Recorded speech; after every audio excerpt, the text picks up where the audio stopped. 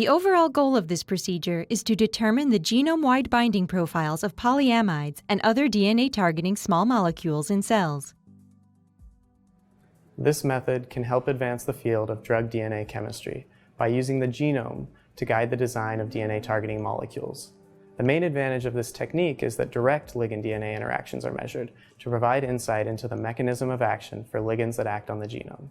Some of the most successful therapeutic agents are small molecules that bind to DNA and interfere with genomic transactions. Though this method was developed to study polyamides, it can also be applied to other classes of DNA-targeting molecules.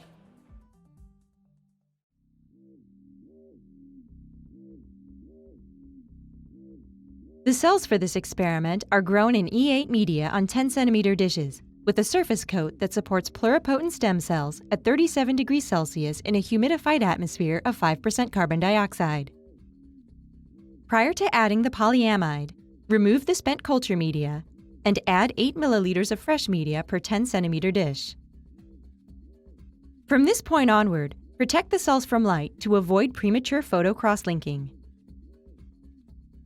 Using a pipette, add the polyamide directly to the culture media of each dish. Swirl the dish to disperse the polyamide evenly into the media. Incubate the cells at 37 degrees Celsius in a humidified atmosphere of 5% carbon dioxide for 24 hours, and ensure they are protected from light. On the following day, wash each 10-centimeter dish with 4 milliliters of PBS using a serological pipette and a pipette dispenser. Aspirate the PBS and add 3 milliliters of E8 culture media.